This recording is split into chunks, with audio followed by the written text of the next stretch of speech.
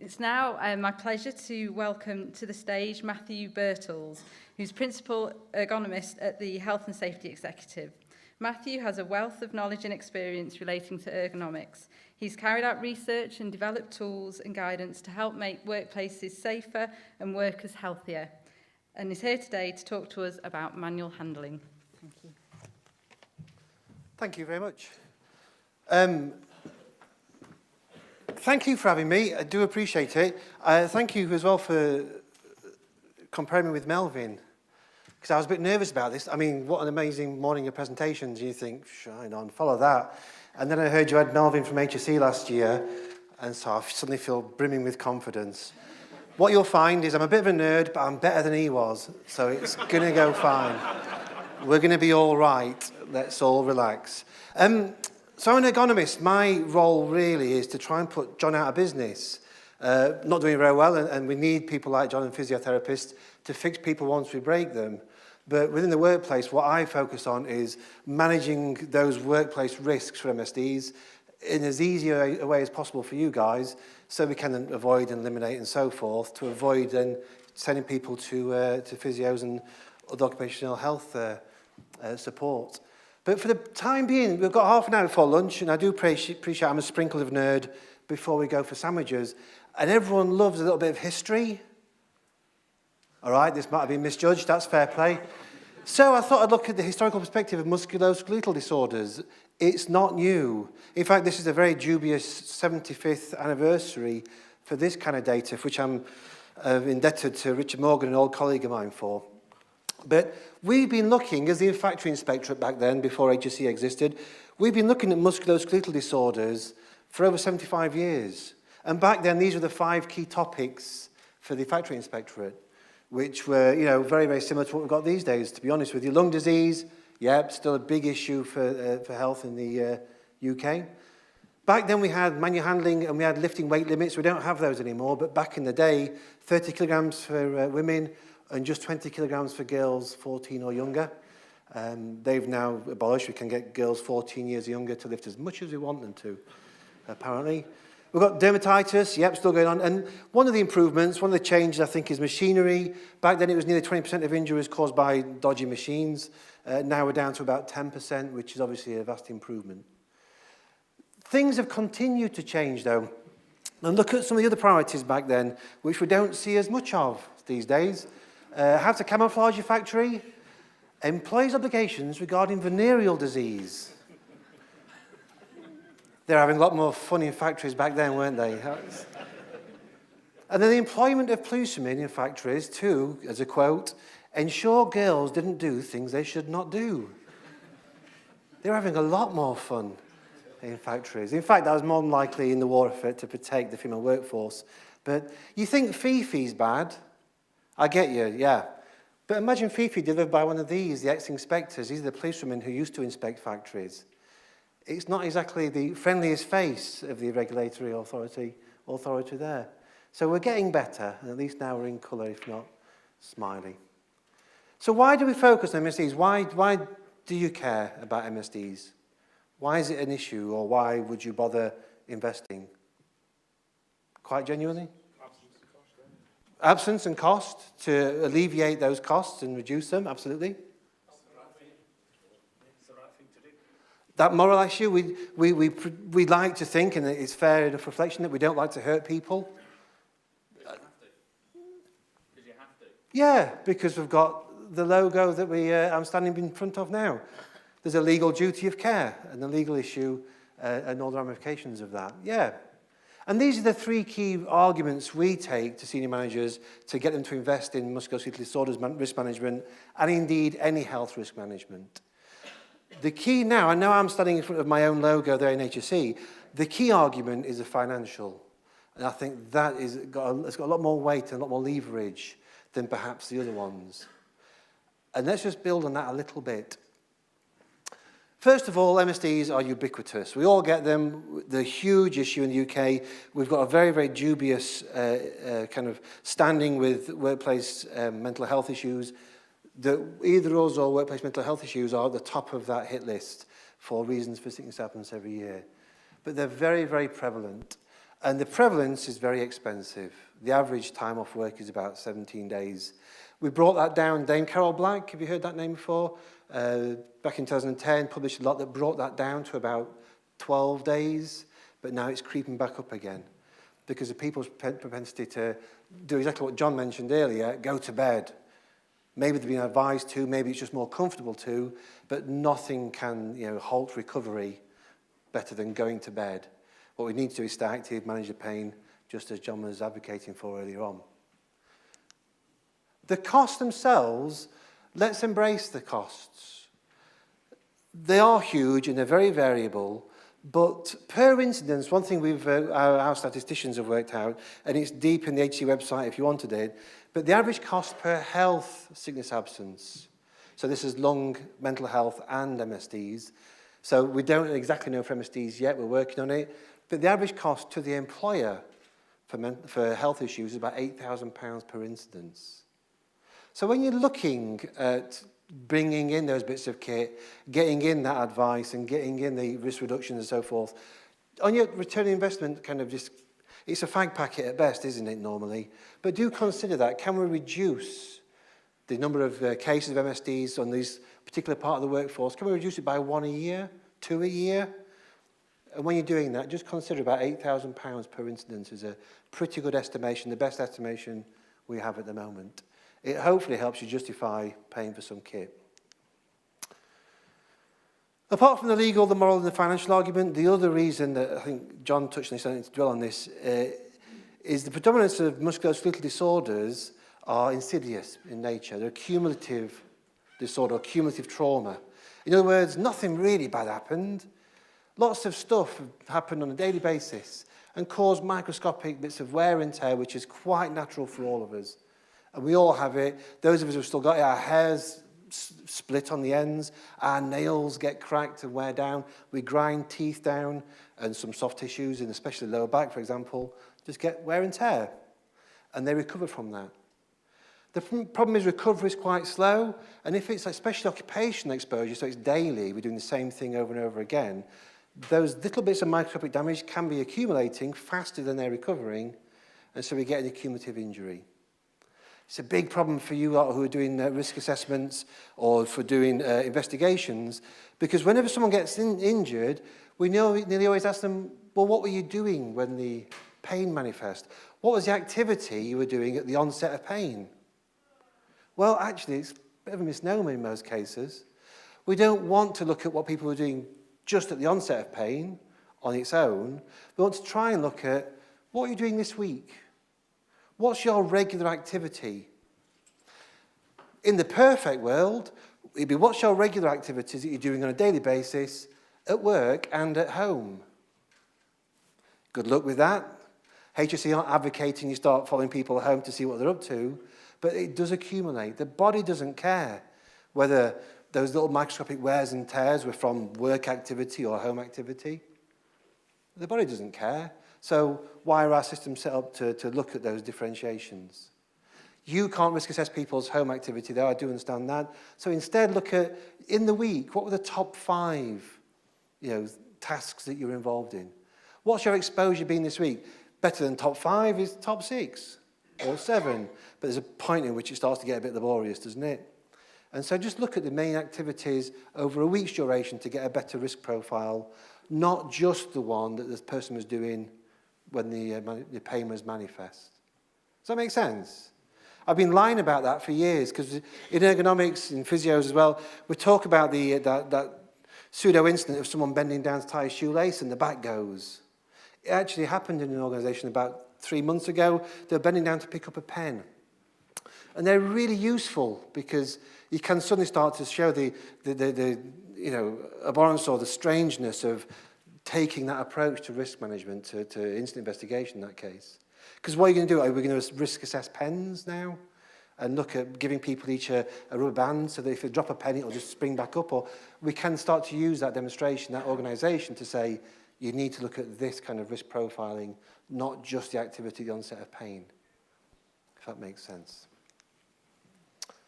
So we've got an approach to risk management, and we advocate this. HSC have got it in all our books, all freely downloadable online, where we identify rubbish jobs, we identify the high-risk stuff through engagement with the workforce, observation of what people are up to, and looking at those key indicators like sickness absence related to tasks.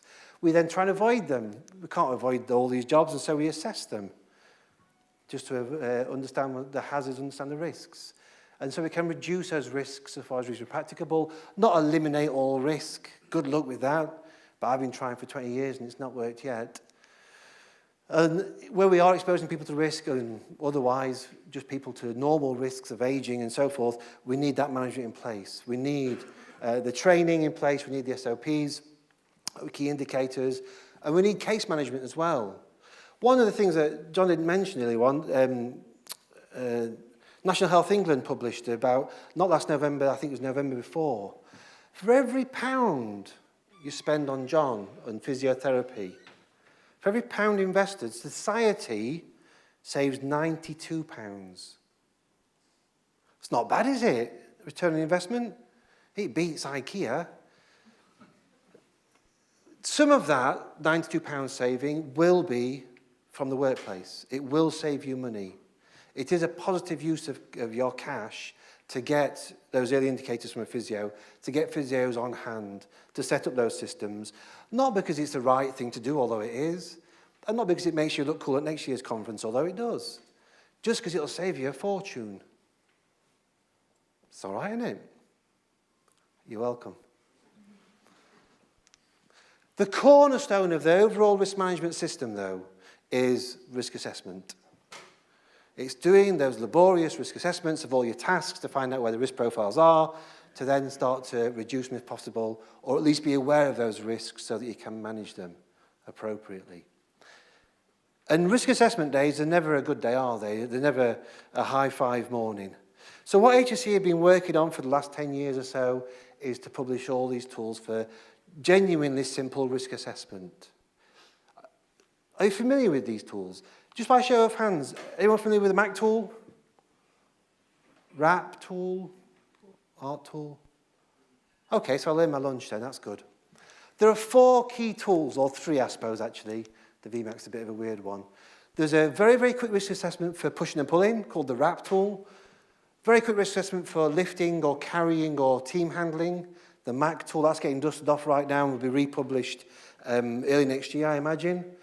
There's its nerdy cousin called the VMAC. If you're doing, this is a very good tool for standard lifting. If you've got a bunch of things that are 20 kilograms, you want to assess that 20 kilograms of lifting, brilliant. We never have that, so sometimes things are 20 kilograms and sometimes things are 2, and then there might be 5, and so on. With those very variable weights, there's another little nerd kind of approach on HC's website called the VMAC, where you can take account of those variable weights and get a more accurate assessment. And then finally, the ART tool, the assessment for repetitive tasks, which is all about hand-intensive operations, where you're seeing those risk problems. The method to assess those tasks is the ART. And they're genuinely very good. They've got a evidence base behind them, and the key to them is to make them as usable as possible for you lot. And you genuinely can do a risk assessment in 5 minutes, or your money back. So I wanted to show you the new kid on the block, the RAP tool, just for a couple of minutes. But one of the things, are you familiar with L23, the Manual Handling Operations Regulations Guidance, HSE's blue book on manual handling? That was republished back in November last year, and there's some changes in there that you should be familiar with. It's worth having a look once in your life, probably not twice. But this is one of the key changes. It introduces a flowchart system approach for assessing risk. The idea is it makes it simpler for you, not more complex. It walks you through this simple flowchart by saying, if you're going to assess a job, first thing to do is do your risk filter. Then, if needs be, do the MAC tool or RAP tool in this case. Then, just if needs be, do that long-winded assessment that people use, the tile list or L23. People using that still? It's getting harder to find that in the HE website because we don't like it very much. It's a bit dull. The risk filters are very, very straightforward. Have I got another risk filter? No. Do you know the picture of the man with 25 kilograms and the woman with 16 kilograms and those kinds of things? Sorry about those. because they get misquoted all the time. That's 26 kilos. It's more than the risk filter. I can't do it, it's not safe. There's no evidence for that. And in fact, there's no support for that either. It just gets misquoted all the time. Those, are you familiar with what I'm talking about? What they are, the risk filter, are what the weakest members of our workforce can lift every 2 minutes for 8 hours a day. The 5th percentile lifting capability. So that's what weak people can do. When people say I can only do 26 kilos, effectively saying, I'm just a little bit stronger than the weakest person in our society. They're probably not by nature of the fact they got to work that day. And so we can lift a lot more than those. Often we can lift it very safely, as in without risk. But you don't know that, and the risk filter won't tell you that. The risk filter will tell you, do you need to go and do a risk assessment? And that's all it means. If you exceed those levels in the risk filter, it doesn't mean put in a claim. It doesn't mean phone HSC. It doesn't mean go home and cry. It means do a risk assessment. The risk assessment will indicate whether you need to put in a claim or phone HSC, not the risk filter. Does that make sense? Watch out for that, and I can only apologise. We keep trying to get it taken out of L23, but it keeps getting put in for another 10 years. The risk filters are simplified enormously.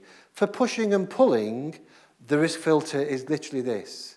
You observe the task, and if the force is applied with the hands, that's a good start. Generally in an upright posture, not too much getting behind the force to lean in. The hands are between hip and shoulder height roughly, and you're not walking more than 20 metres while you're pushing. When that's your assessment done, the risk filter says, yeah, it's probably about right. So it's very pragmatic, it's very, very easy, and shouldn't slow the risk assessment process down. It hopefully will filter out an awful lot of tasks where you're wondering, do I need to assess this? These will tell you yes or no. If it tells you yes, you need to assess it, well, there's a new tool that I wanted to just cover before I finish, that HC developed a couple of years ago. Are you familiar with the RAP tool? Has anyone used this in anger? Pushing and pulling assessments, 1 or 2? The RAP tool is kind of an oversimplification of the push-pull experience of life. The task of pushing and pulling is a bit complex. This makes it very, very simple. So it makes it, a very easy assessment to do, which is a great boon. You don't need to measure push and pull forces. You can literally stand and watch someone doing some pushing and pulling and assess it as you're observing it. And it's got one fundamental thing that's very cool about the RAP tool. Do us a favour, and in your mind's eye, just picture a push-pull activity you do in the workplace. Got a task? If you're there, get another one, another push-pull activity. So 2 separate pushing, pulling activities. Have you got a couple of those ideas in your mind, things you push and pull around? Have they got wheels? Generally speaking, the push-pull activity that we're looking at and assessing and considering in our risk management is that stuff on wheels. The roll cages, the dollies, the stillages, and so on. The thing about pushing and pulling is 61% of injuries pushing and pulling is stuff that's not on wheels. It's the dragging and the churning and the lumping stuff around causes more injury than the stuff we were just thinking about. The cool thing about the RAP tool is it's got an assessment for that dragging and churning and wheeling things around and rolling things around, sorry. So it's got an assessment both for wheeled items, the things we were just thinking about, and for non-wheeled. Now, either way, whether it's the wheeled items or non-wheeled, it will take you less than 5 minutes to do an assessment and highlight the key risks. If you're using the Mac tool, are you familiar with this? Traffic light system with a flow chart. This is how all of the assessments for musculoskeletal disorders look like. They all cover the key risk factors. Against each risk factor, they just give you a traffic light, green, amber, red. And I just figured I'd show you one in action, if that's all right. We're not going to do a full case study or anything, just to show you a task, and let's assess it together using the RAP tool, just to demonstrate how easy it all is. So this fella is in an office, he's got water there, that's how they deliver from the plant room on this, on the pallet truck, in this cage, through some doors. The office gets deposited in the office, the water gets deposited in the office building, and then gets taken to our dispensers, as we know and love in the office space. It's about a 35-metre distance. There's no planned maintenance on that pallet truck. If it breaks, they'll chuck it in the skip and buy a new one. Not the best preventive maintenance regime at all, and so we'll pick up on that as we do the assessment. And he does this a couple of times a week. There's no rush, there's no drama. He can plan it as he wishes. So, key things wrong or key issues that might jump out for you for that kind of a task? Walking backwards? We don't mind walking backwards apart from you can't see where you're going, but in terms of the musculoskeletal system, we know you're about 30% stronger walking forwards. We are better at pushing. About 30% stronger pushing than pulling. Pulling's not bad for the body, it's just pushing is better. But walking backwards, obviously you can't see things behind you quite so well. So the RAP tool, let's have a quick look at how it deals with it. This is the RAP score sheet. We'll fill that in together as we go through. The first thing it asks you in the RAP tool, because we don't ask you to measure force anymore, it asks you what kind of device are you assessing for wheeled items. Is it a small device, a medium, or a large? Small device, single axle, like a barrow, sack barrow, or wheelbarrow or something. Medium device, perhaps caster wheels in the corners like a roll cage or Eurobin, stillage or something like that. 3 or 4 wheels there on a stable platform. Or a large device, just something that's been engineered to carry more weight, like a pallet truck, a monorail, a roller conveyor or something like that. In that case, we had a large device, we had a pallet truck. We had on there about, so that would be all this category, about 720 kilograms of water, plus the cage, plus the weight of the pallet truck itself. You want to estimate all of those things. So the total weight would be around that 760, 770 kilograms or so, which, just given the range in the RAP tool, brings you out in the amber zone. Straightforward enough. Next one it deals with is posture.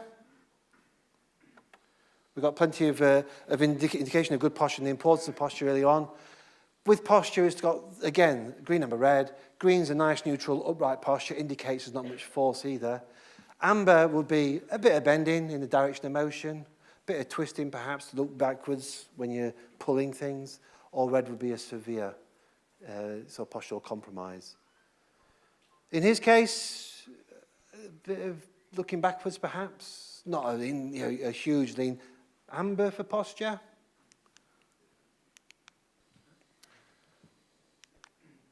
Hand grip, again, purpose-built handle.